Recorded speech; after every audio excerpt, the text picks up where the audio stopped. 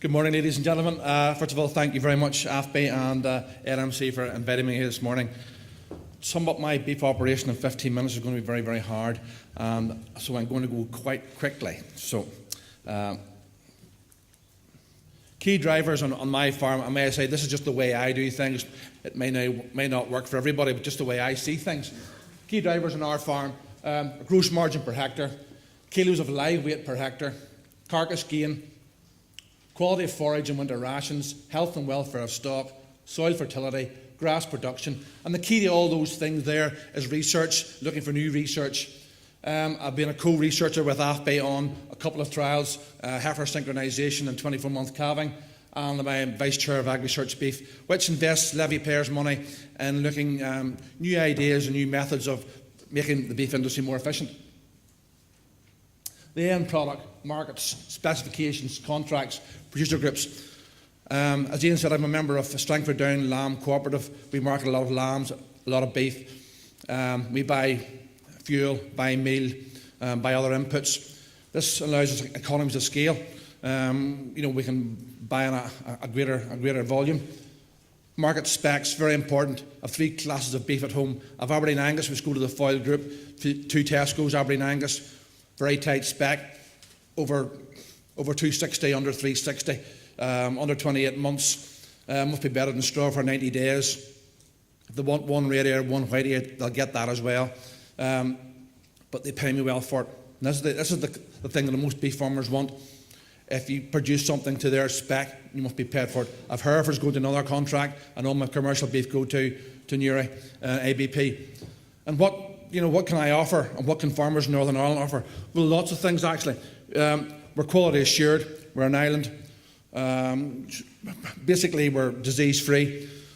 I operate an open farm policy. People can come and look at me at any time. I've got records going back generations of cows and drugs residues and all this sort of things is highly documented. I believe that the consumer doesn't really want a standardised product. I believe they want a unique eating experience, and it's something that Northern Ireland farmers can give them. We must embrace the consumer requirements. We need a collaboration with the meat plants and the consumer, but we must be paid for it. Do we have a corporate responsibility to our customers? Yes, we do. And how much is it worth? Well, we must get paid for it again. This is something we have to work with. And as Jim said earlier on, we need to have trust. We need a market cooperation with everybody. Keeping ahead of the rest. Well, what does that mean? Well, it really means discussion groups, soil sampling, soil temperatures, carbon footprinting, use of Bovis, online data. Ladies and gentlemen, beef farmers are at the bottom of the pile. You know, what's going on out there? Boys are buying big old cattle, long horns, hairy carcasses, throwing them out to the grass 1st of April, gather them back in again in November and say those animals aren't doing well. They're out of spec, they're overweight, the whole thing goes wrong. Chickens are flying away into the distance. They've reduced their slaughter time from sort of 60 days to 38 days. Pigs have increased their numbers of piglets from 20 to 30 piglets. The milkman exactly knows what it costs to produce a litre of milk. And what does the beef man know? Not really much. He has to really catch up. If this industry is to go forward, we must catch up. Jim mentioned VIA. I would embrace VIA and carcass data coming back that, and being paid in a meat yield.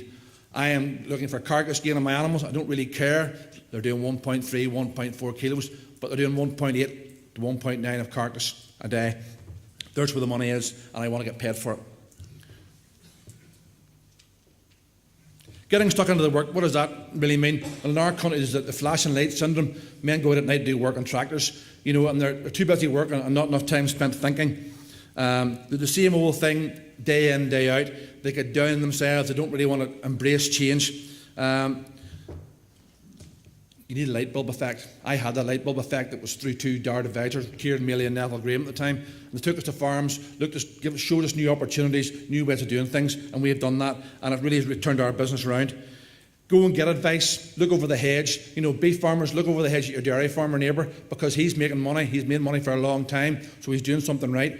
There's lots of good dairy farmers in the country, and I go regularly to see their farms and see how they're doing things. Even get advice. If you have to pay for it, get it. I've had guys from Wales over advising me. I've had guys from Scotland over advising me, and they had to be paid, but well paid for. Research. This is really what the whole today is about. We're so far behind, we have to catch it very, very quickly. We've been doing research with AFBI for a number of years now. I'm a co-researcher, and I see some of my other co-researchers in the audience here today with the 24-month calving trial. Why do people calve at 3-year-old? My goodness, is there a dairy farm in the country that's calving at 3-year-old? No, there's not. In my experience, you get them in calve easier, you calve them easier, you have more milk, and you get them back in calve again.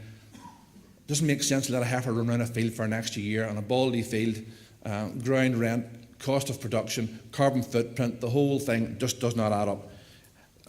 Take a very hard approach to this, and I look at the bottom line every time. We're very, very high cull rate. If a cow's not in calves, she's culled. If a cow's crossed, she gets culled. If a cow has more than 2 bad calves, she's culled. Really, she looks at me wrong in the morning, she's culled. But that's just the way we look at it. We need new research facilities. I'm pushing very hard that we do get a new research facility at Hillsborough for beef production. Facilities they're using up there are outdated. You can't really do all the research on farm. So hopefully in the future we will get something to embrace that. The Limousin Society are doing work on genomics. Stabilisers are doing work on net feed efficiency. These are things that we all should be looking at.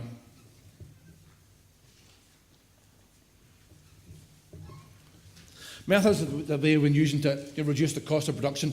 We're improving our forage quality. We're on a 3-cut silage system, and actually this year we had 4 cuts as well. Rotational grazing, we're paddock grazing suckler cows and calves as if they were dairy cows. We're looking for very high quality grass. We're using new varieties of grass seed. We're producing up to 16 tonne of dry matter per hectare. It's been an excellent year this year and last year for grass production in County Down. Probably the best year we've had in years. We're very high herd fertility. The rationale being, we're culling those cows that are poor fertility out of it. Breed improvements, where we're only using bulls with high genetic merits. We are AI on a lot of cows, and these cows are only AI to high maternal value bulls. Researching new ideas, there's lots of new ideas out there. I'm planning to go through Lucerne next year. Different things, I'll come to that later on in the slides. Improving grass quality. This is some of our swards here. At one stage we had clover growing 6 inches, 10 inches high, and we thought we were doing very, very well. And we had a grassland expert from Wales came and he said, "Sam, you're growing too much clover." I thought you could never get too much clover, but actually I was. He says, put a bit more fertiliser, reduce the amount of clover, you'll increase your dry matter of grass from your swords. We did exactly what he said. We've doubled our output of grass. We've kept more stock wherever we've kept. With that much silage, we don't know what to do with it. It's looking really well. We're measuring on live weight per hectare, so that's 1,250 kilos of live weight per hectare. On average, our continental cattle killed out 60% last year. So if you divide that by 60%, that's the amount of carcass we're producing per hectare. Okay, some people will say it's okay if you live in the East County Down. It's very dry, it's lovely dry ground. I know John Sherl's going to say that later on, but it's, we got a very harsh, cold wind that would cut you in half from November to March. So you have to adapt to the system you're in. And just by looking at the averages, the average of live weight per hectare in Northern Ireland, according to the benchmark figures, is 590 kilos per hectare. So there's a big window there for increasing production of live weight per hectare on just by using grass and the tools that are available to everybody. We've reduced our concentrate costs by 40%. We're making better grass silage. I think we're on a 3-cut system. Normally beef farmers make 1 cut or 2 cut, and they don't cut to the middle of June, and it's big, long, hard, stemmy stuff, and really it's only a roughage, a storage ration. To me, it just doesn't really work. And again, I'm watching dairy farmers in my area that are doing very, very well and producing a lot of milk from grass, and to me, that's definitely the way forward. Are we losing our grass advantage in Northern Ireland because of the price of grain? We may be. My grain price has come down £30 a tonne since September, and that's 6.5p a kilo over a 90-day finishing period. So, going forward, what will I be doing? Probably be keeping more cows and probably finishing more cattle inside, just to be a matter of fact. But definitely grass is a profit in our hands in Northern Ireland. Management, we're on a 3-day paddock system. Cattle are moved night or morning, very, very easy. 12 units of fertiliser every second or third grazing. We measure grass weekly. I want to know how much grass is ahead of me. Don't always do it, tell you the truth. Haven't got a plate meter because it's a bit cumbersome, welly boot measurements, guesstimates. Taking paddocks out for silage, but we're aiming for 16 tonne of dry matter per hectare. Requirements: bit of electric fencing, reseeding, lime, pH, clover, needs good lime. It all starts with the ground. If the soil's not right, everything else doesn't matter, really. Results in better management: cows on a rising plane of nutrition, better cow fertility, higher live weight gains. Very, very tight calving index. We're calving cows at 353 days, or heifers were 338 days last year. So we're tightening the whole thing up as tight as we can make it. High fertility. Calving heifers are 2-year-old. As I said earlier, why would you ever calve a heifer at 3-year-old? It's just beyond belief. And there's still boys doing it because they want these big cows that can sell in Ballymena, and they're a ton weight. Well, a big cow at a ton weight eats a lot more silage than a cow at 600 kilos, and doesn't produce any more better calf. So that's really what we're after: a nice, small, compact animal. We tried to reduce the cow size too much. We were down at about 550 kilos. It didn't work my system. I wasn't getting the carcass weight on my bulls at 16 months, so I've upped the size again slightly to 600 odd kilos. So we're averaging calving intervals 353, tight calving spread, and we've reared a cow, 1 calf per cow per 100 cows, okay, from service to slaughter. Benefit of a tight calving: it's a wee bit fussy, that slide. You look at it at your leisure, but the way I look at it, it's 50 days of a spread. If you're calving at 353 and 365, or 365 and 4 over 400, it's 50 days. I call it empty days, just like the pig people would talk. 50 days of a cow not producing a calf, or not rearing a calf, at 150 a day, 75 quid times 100 cows, okay? 50 days of calf not growing at 2 kilos a day, times £2 a kilo, that's a lot of money over 100 cows. And really, the price of beef, it can't really increase too much more. Where nearly the dearest in Europe, as Colin said, and if beef was £5 a kilo, still boys would be losing money. Breed improvements using genetics. We're only using bulls with high EBVs, with high accuracies. The 3 bulls we have at home on the farm are terminal sires, with a beef value. The lowest beef value is a +40 with a 70% accuracy. And some of them maybe not be too pleasing to the eye, but they do produce the goods. We're using synchronization in AI, another novel idea. We've been synchronizing with a trial was done in 2012 on heifers. First year we got 68% conception to the first service. 13 we got 80% conception to the first service. Great hit. This year was 50%, and the only thing I can put it down to was the weather was so hot at service day. So it's up and down. We also did cows for the DAF FM project from Chuggas and the Grange. In total we had 130 cows and heifers this year, and the conception to the first service was 68% with the cows. All those heifers and cows were AI'd to high maternal value bulls. Rationale being, I only want heifers out of the first batch, the most fertile ones that are holding first time. Those to be kept with high maternal value. Maternal values for, that a plus of fat, that plus of milk, good leg, good conformation. That's the really reason I'm looking for. And then on top of that, we'll put a commercial terminal sire. Future RCF projects for Sexsemen hopefully will be coming on very, very shortly in the new year, and looking at, again, synchronisation. And the whole rationale, why do we do this? We're looking to roll this out to all farmers in Northern Ireland. The average herd size, 18. Well, does it really pay for a man with 18 cows or keeping 4 heifers to buy a bull that's suitable for 4 heifers or 5 heifers? It doesn't really. So this is a novel idea that we hope it can be rolled out. Herd health status, TB testing. This is the most stressful week of my life. TB test was on Monday, read test tomorrow morning. Oh dear, oh dear. Take blood samples, took a lot of blood samples, extra samples, and did a quick health screen for them, metabolic profile, to see what we do after Christmas. We clip, dose, vaccinate, everything after Christmas. Cow health plan, very, very simple. I have a protocol that I follow every year, and it works. Don't change it, it works. Calves at birth, they get a probiotic supplement, a vaccine at debudding, pour on early and mid-season. Most important point of that was the IBR and pneumonia vaccine, and it works. We don't have pneumonia We don't use antibiotics. Basically, we don't use it. We've nearly eradicated that. We're proactive farmers, shall we say, rather than reactive.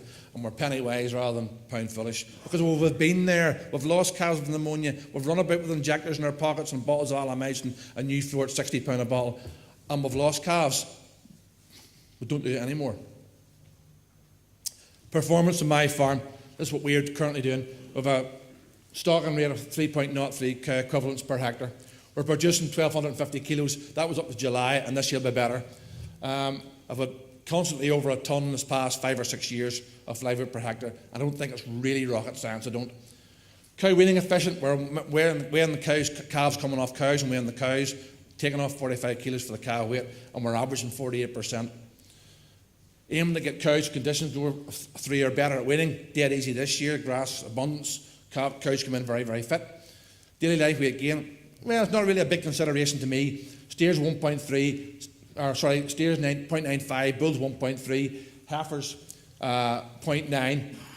But our carcass gain, this is what we're after. We're using bulls with high, deep muscle to make this carcass gain because that's where the money is in the carcass. Last slide almost. Future developments. This is what I'm thinking. You know, it's just my way of thinking. I look at things slightly back to front, maybe. We want to improve our forage production and utilisation. We're using more subsoiling. We're planning to grow protein crops next year. We're going to try lucerne, and we're going to try some red clover as well. Lucerne, why do you grow that? Well, we get a silage of 22%. I can reduce my protein. Protein is the only dear part in our feeding rationale at home. So if I can water my silage up, I'll not have to buy as much actual deer protein. Minimise energy losses of silage. Recent study done with the BGS showed that up to 40% of your energy goes up into a silo with a boy coming out with a big Massey Ferguson tractor and a big bucket and lifts all the front face of the silage up and all the energy floats up into the air. So if you could see, look, with a shear grab, we spend that much money trying to make good silage and then we lose it all by bad clamp management. Feed consistency. We mix the same ration, the same way, every time in the feeder wagon. We don't want particle separation. It gets the same time in the mixer every day. And so the cow will get a constant feed. They're not rushing to the barrier. They're getting it steadily every day. And this is things that have been done in the States and Canada and Australia for years. We're not even thinking about that here. Slurry utilisation, a very important point. It's not a waste product, Jim, you're right. It's a very valuable commodity. We're using slurry bugs and we're using things like that there to improve ease of mixing, reduces the amount of gas, easier spread. The whole thing is a plus. Ventilation and lux measurements. We've looked at sheds, we've opened roofs to increase our ventilation to improve live weight gain. Genomics, improve animal health, and genomics and improve feed efficiency. That's really down the line, picking bulls. There's lots of work been done by different breed societies to do that. I learned from others, very, very important. I go to lots of benchmark farms. I go to lots of visits, whether it be pig farmers, whether it be chicken farmers, whether it be dairy farmers, and you always learn something. You know, the man learned nothing, does nothing.